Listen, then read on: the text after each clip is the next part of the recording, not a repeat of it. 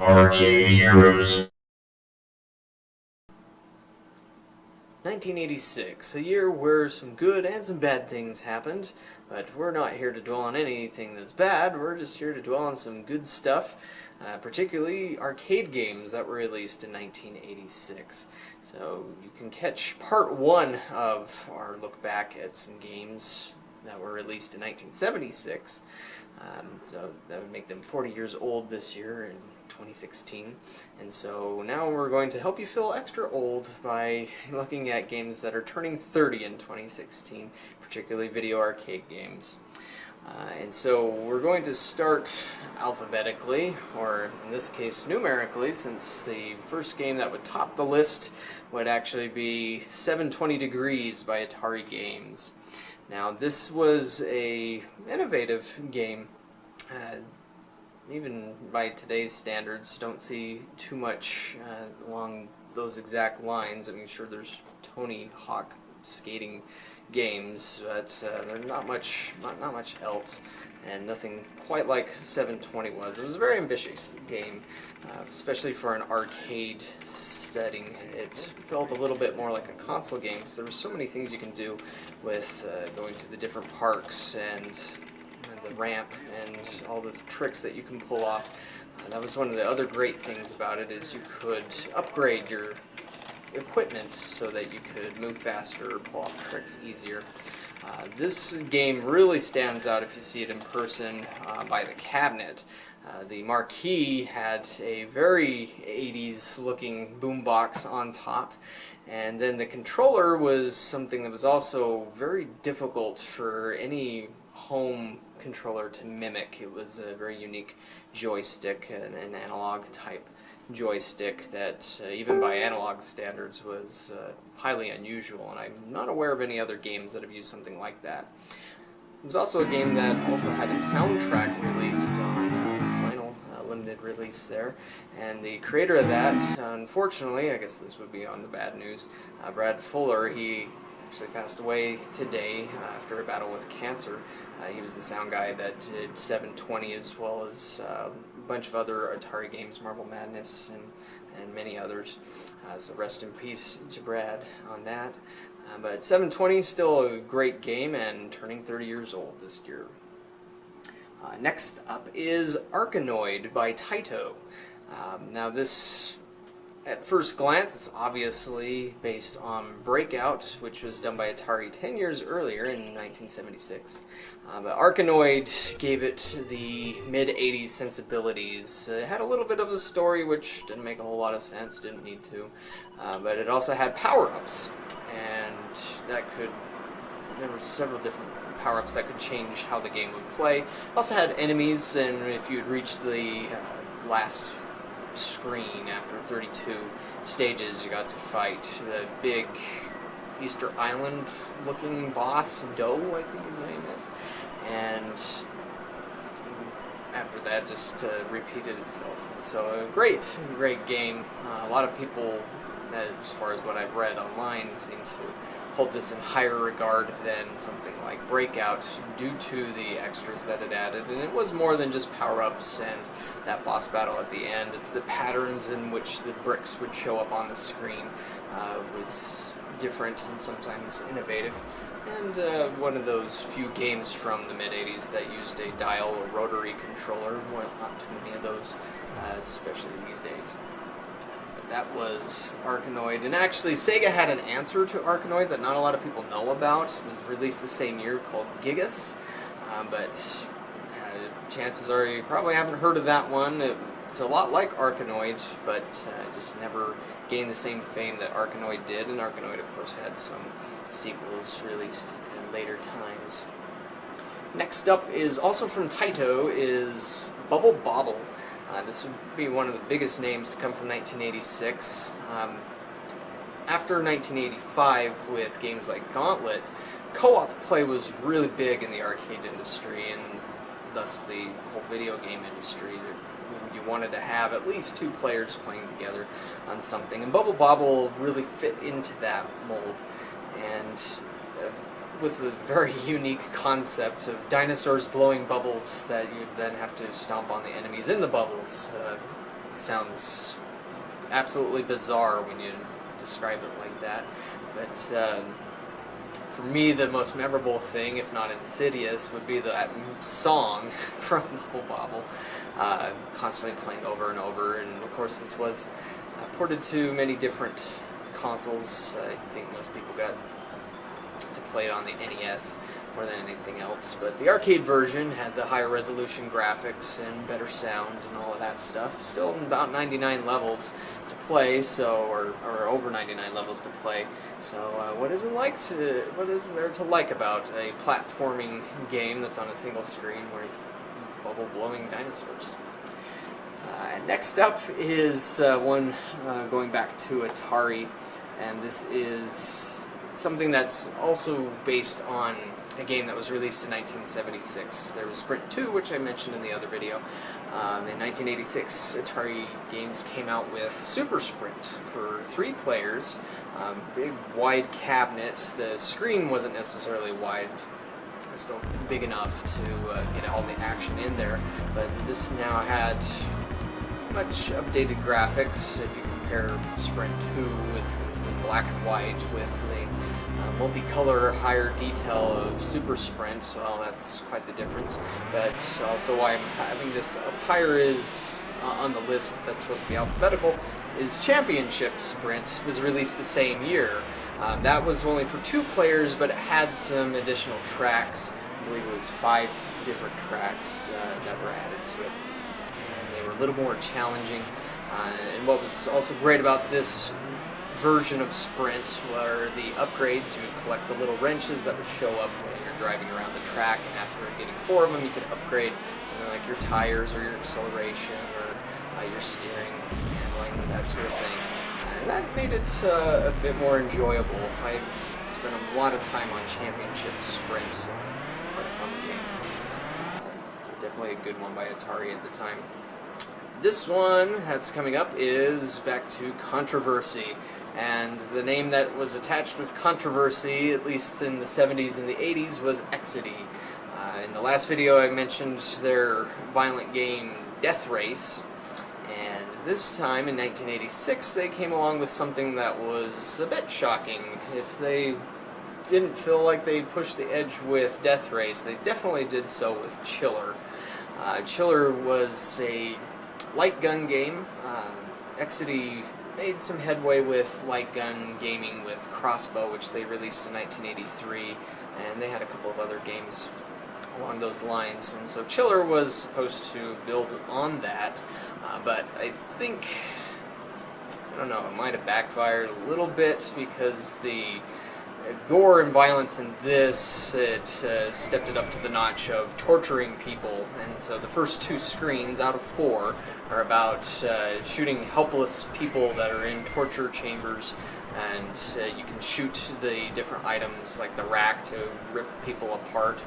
And so it got noticed for doing something that shocking, but didn't gain the sales that I guess that it would have needed to keep Exidy afloat for much longer after that. So it is a very violent, very bloody game, and of course the console ports, which I believe there was one on NES, did not go to that length, and there was writings in Replay magazine of some operators that would refuse to touch it, and that's still kind of true today. There's arcades that won't touch anything which we call a red label game. Of course, you don't really see many games released with the labels anymore, but the arcade industry came up with a green, yellow, and red label system. Red label, of course, for the violent games, but places like Chuck E. Cheese's these days would not touch anything with a red label on it. And Chiller would definitely fit that bill. I guess one thing to say positive about Chiller was the animations were really good in this. The game board set was very complex, and it shows in the game animations, so there's always that. And of course, if you don't care about the violence factor or the torture factor or the horror theme, if you're into that, and it all fits all those things. So that's Chiller. One that I'm going to mention here, I'm not mentioning it because anybody remembers it really, it's kind of been forgotten by time, but Danger Zone by Cinematronics. And of course, when you say Danger Zone, you might think of that, I believe it's Kenny Loggins' song, that was used in the Top Gun movie with Tom Cruise, Get Into the Danger Zone. But Danger Zone, the arcade machine, it's a turret-based first-person shooting game. So nothing really special about that, although this was an early example of something like that, well before Beachhead came along. But what was really interesting about this game is it is a precursor to virtual reality technology, in that the monitor and the controls were all set on the same base, and so as you would move your controls around, it moved the screen too. And so this actually created an effect like a gyroscopic aiming system. So very innovative on the hardware side for that. And so that's where it's worth at least mentioning at this time, at this point in time. Next up is Darius by Taito. Taito's on the list a lot this year. Of course, after the great game crash in 1983 and 84, where a lot of American companies had to close their doors because they ran out of money since people stopped buying their games. The Japanese manufacturers didn't go through that same sort of thing. In Japan, they were shielded from a lot of that effect that was happening on the US market. And so that's where Japanese developers really began to shine. And so Taito was definitely one of those. Anyways, Darius, side-scrolling shoot-'em-up game. Interesting for the robotic fish designs, where that's what you're fighting most of the time, are robotic fish in space. So also a little bit bizarre. Taito was really good at that. And with Darius, it came up with a few other things which have become iconic. Anytime you would approach a boss, it would do the warning. A giant boss is approaching fast, and it would say the name of the boss and do the alert, which was really cool. And it had the branching system as well, so when you would first start out, it could be easy, and then from there you could choose your difficulty just by picking which zone you were going to go to next. And by going further down on the tree, it would become more difficult. And if you wanted to stay at the top, it would be easier. And then on top of that, the hardware for this was also unique. This wasn't the first multi-monitor game. Other instances of that had already been done with Atari subs or Atari Namco's TX1. But this was unique in how it did the multi-monitors. It used 3 monitors, but the way that it did it inside the cabinet using a half-silvered piece of glass is it made it look like one wide-screen image. And of course, if you play the game emulated, doing that widescreen sort of thing, which is a bit wider than the typical wide screens that we run into now. I believe it was 3 13-inch screens, and you can correct me on that if I'm wrong. But another thing that I also love about this were the flyers that you saw at the beginning when I began to describe that, especially the US flyer with the very bizarre costumes.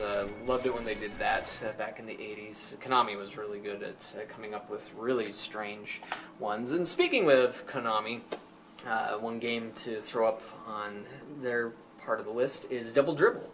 This is a basketball game, not their first. They did one in 1984. I believe it's called Super Basketball. But Double Dribble built on that, and it had a lot of interesting elements to it to try and make it feel like you're not just playing as a basketball team, but kind of managing one. It had the national anthem when the game would start. It'd have cheerleaders and a mascot, an angry coach, a press conference afterwards. And so lots of nice little details that they threw into the game there. And this was years before NBA Jam would come along and set the standard for all basketball games. But Double Dribble, definitely a fun, very innovative game for what it was. Konami was good at sports ever since track and field anyways, and so they just applied that to basketball. And oh, I almost forgot to mention there's also refs, which will come out and make calls. After that we have Sega with Fantasy Zone, and this is another game that you could call bizarre as far as how it looks. It's a very cutesy game, and it's a little bit like Defender in that you can scroll both ways on the playfield. It can go up and down as well. A little bit like Defender 2000, which people probably played, but yeah, Fantasy Zone, instead of saving people on faraway planets, you're saving coins, and the more coins you get, you can use that in a shop. And so shop systems were something that really started coming around this time as well, and buy your upgrades, but didn't have to do with real money at the time. It wasn't microtransactions, it was just collectibles. And so Fantasy Zone, that was re-released on the Nintendo 3DS not long ago, I think last year. And so those re-releases that Sega's been doing for the 3DS have been pretty cool. The graphic, the 3D, stereoscopic 3D effects are really good on 2D games. Next up, back to Taito, is Gladiator. And this one, on the flyer, it touts the hardware, at least on the back of the flyer, and having 32,000 colors and large sprites and those sorts of things. And so back in the 80s, before the buzzwords had come down to things like how many polygons were being pushed and stuff like that, it was usually how many colors were being pushed on the screen or how large the sprites were. And so Gladiator definitely hit that, and in a way it was kind of a predecessor to the scrolling beat-em-up games like Double Dragon, which would come out in 87. There was Renegade, which came out in 86, not as well known. But it was kind of like that, meets a one-on-one fighting game almost. So you're a gladiator going through the castle collecting treasure. Things will be thrown at you, fireballs or knives, and you had a shield which using your controller, you could block those, and you had to be good at that, otherwise your armor would be broken off piece by piece. And then of course you would have an actual sword fight with somebody, and by parrying the attacks and knowing when to slash right, that's how it all worked out. I guess maybe instead of those other games, sorry, just thinking on the fly here, it's a little bit like Karateka, which was on the Commodore 64, Atari computers, Apple II, those sorts of things. But yeah, that was Gladiator. Oh yeah, this also used 3 CPUs on the hardware, so that was definitely a nice technical achievement for them to come out with. Next up is one that might not be well known, but want to get some of the side-scrolling shoot-em-ups in here, and that's Hyperdyne Sidearms by Capcom. It's kind of a precursor to games like R-Type. R-Type would come out in 1987. You blast the enemies, collect the power-ups. It did have a very interesting power-up in that when you get it, if you were playing a single-player game, the second player would come into play and you would combine, and you could actually use the second player controls to control that player, even though you're playing by yourself. So, interesting twist on that. And this also reminds me of another game that came out in 1986 that had a funky name, but it was kind of the side-scrolling ship or suit, robot suit shoot 'em up called Zane Selena.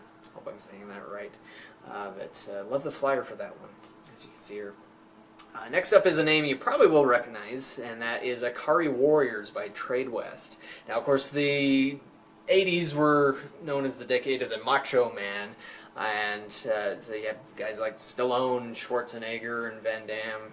Maybe Van Damme was 90s, I can't remember, but at least Stallone and Schwarzenegger definitely were the 80s beefcake guys that would have the great movies with lots of action and explosions and stuff like that. And so arcades, especially in the 80s, they like to take concepts that were in film and run with that and do something similar to that without having to license, say, the Rambo name or Predator or things like that. And so that's what Ikari Warriors was.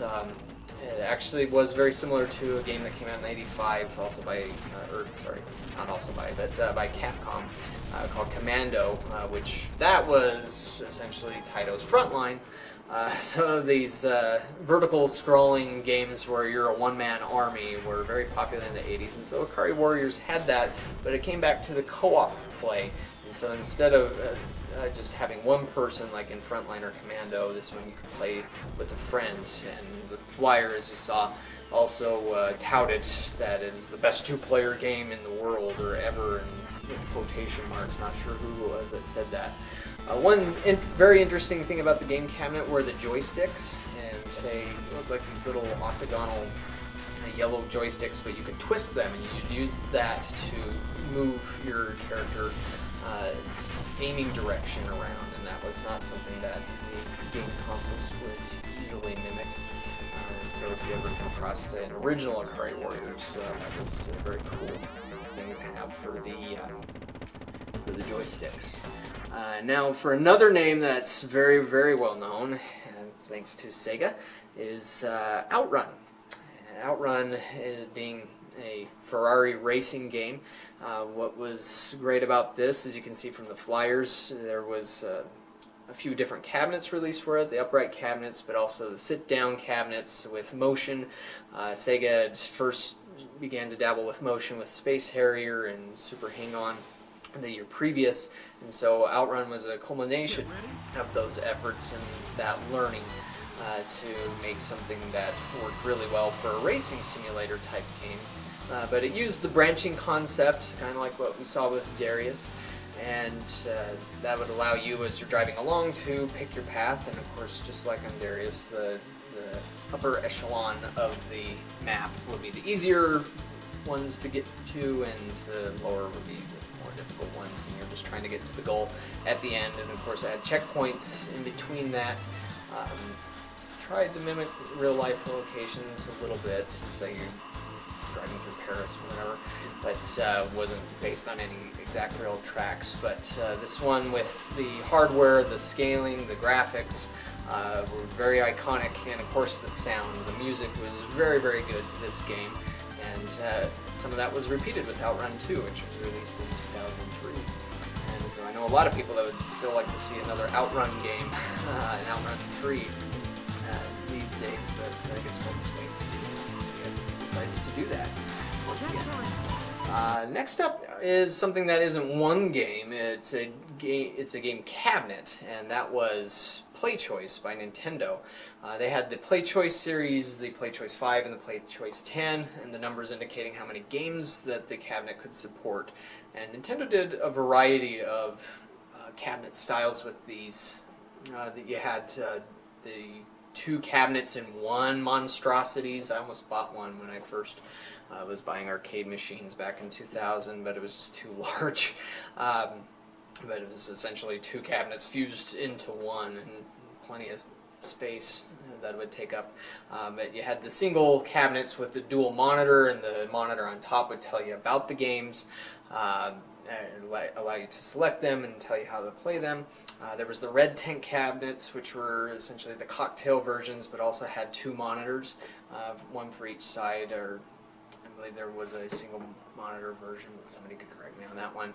There was a countertop version of the PlayToys, and the hardware in this was pretty much just an NES, a Nintendo Entertainment System. There was some modifications so that it could handle multiple games at once, and you also had modified games. A lot of the time you'll see versus, like Super Mario Brothers or versus Castlevania, and those were slightly modified as far as the software goes to be a bit more challenging for the arcade scene, and so that covers the main difference. But Nintendo got a lot of mileage out of the PlayToys cabinets. It was a great marketing tool for the NES. It helped boost their efforts to make the NES the #1 game console on the market at that time, because prior to that it was the Atari 2600. And then a lot of the players to kind of rent them without having to rent them. Of course, that's back when you did have places like Blockbuster, or even grocery stores had rental places where you could rent your NES games, but playing it in the arcade still had its cool factor attached to it, and that was what was seen in The Wizard in 1989. But yeah, the mileage they got out of that was up until 1990 or so, that I think they were still releasing games for this.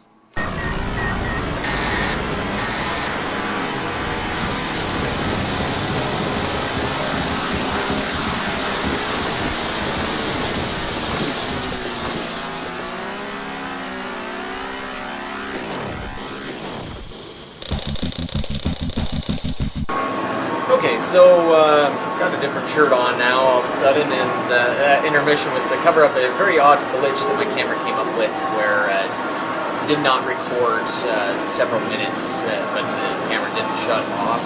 And so I didn't realize that until it was too late. So I'm going to get a few games here, Quartet, or actually just 2 games, Quartet and Rampage, really quick, and then get back to the remainder. So sorry about that. Okay, so yeah, Quartet. This was another Sega answered game. It was designed to be an answer to Gauntlet, which Atari released the year prior. So Quartet was a 4-player cooperative game, but up to 4 players. But instead of it being based on medieval or Dungeons and Dragons type play, it was actually a side-scrolling, sort of futuristic type run-and-gun game. A little bit of fantasy zone in there, not as pastel and cute as that game was, but still you can see some similarities between the two and their overall aesthetics.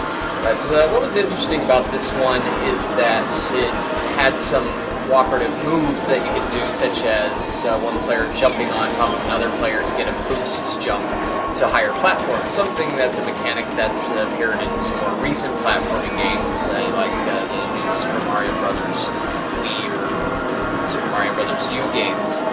So that was done way back in 1986 by Sega. And then another game that was an answer to, well, we need something that's cooperative.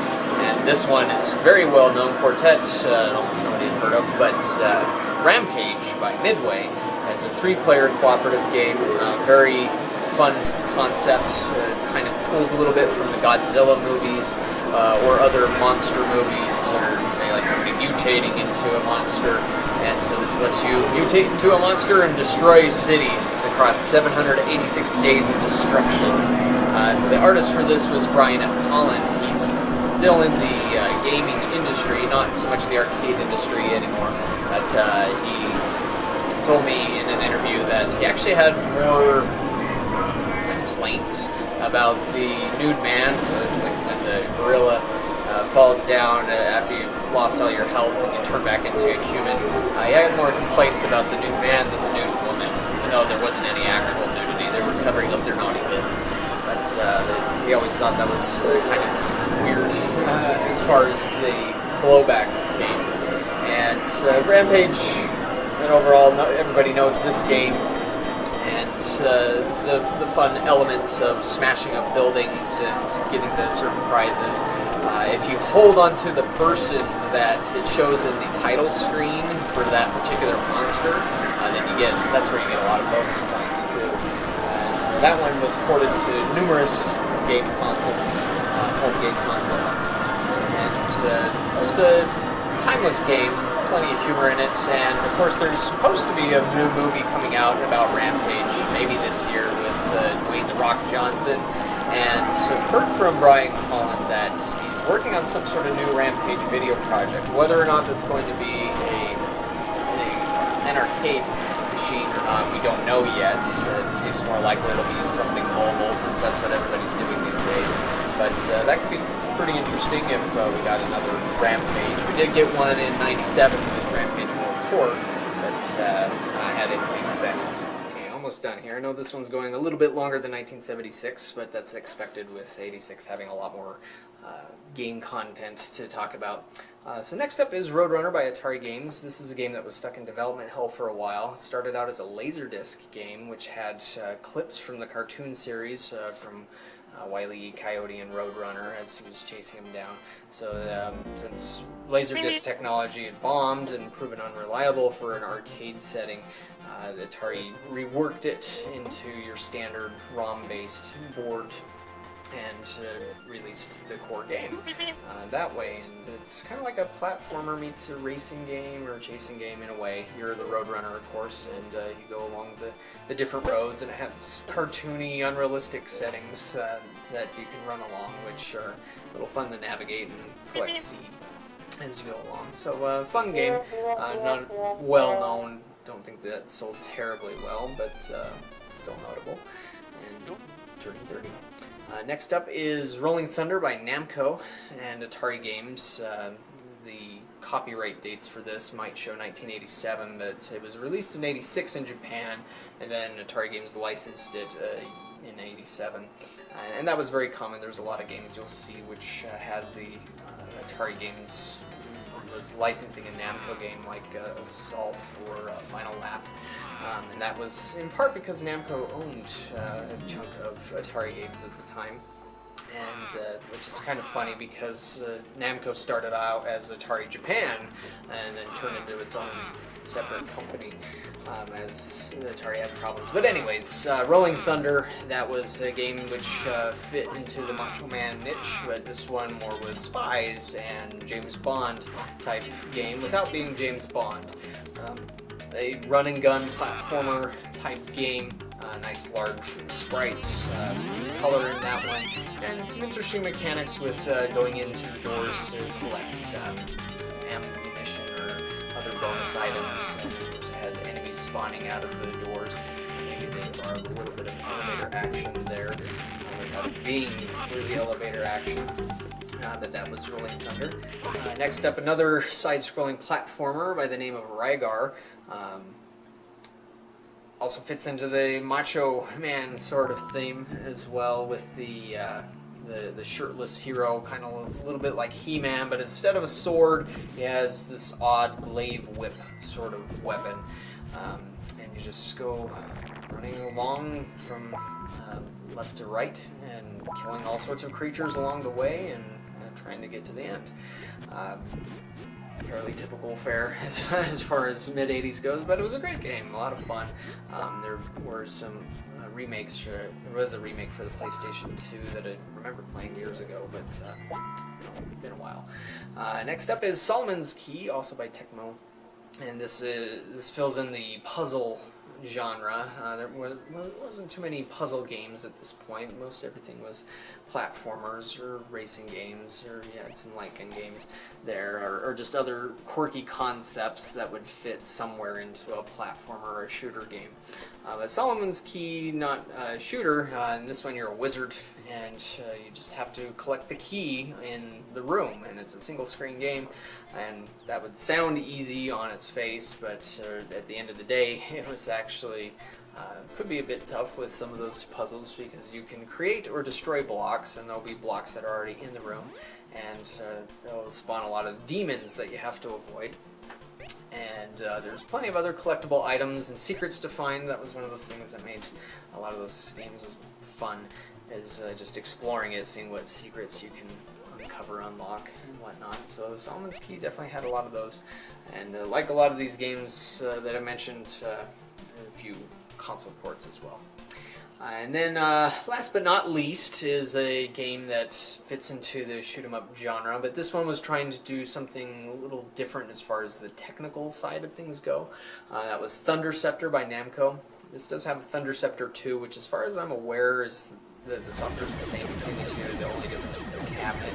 Thunderscepter 2 is a cockpit-style cabinet, which is just their standard upright. But in seeing this, you'll probably notice that might remind you of behind-the-ship games, kind of like Star Fox, but just the Super games, something like Star Fox by quite a ways. The game itself, I don't know, nothing terribly exciting as far as game mechanics go. Does seem a little bit like this was trying to be Space Harrier for Namco. Did have the interesting texture and the top and the bottom there to go off of, but not much else, not a lot of character that's very memorable from that one. But the soundtrack was great. That's usually what it's remembered for. But yeah, that wraps up our games for 1986. Thank you for watching, and please tune in to parts 3 and 4 when I cover 1996 and 2006, and catch 1976 already on YouTube. And comment below as to what your favorite games from 1986 were. It could be arcade or something else, whatever it is that fits your fancy. Thanks again for watching. We'll catch you next time.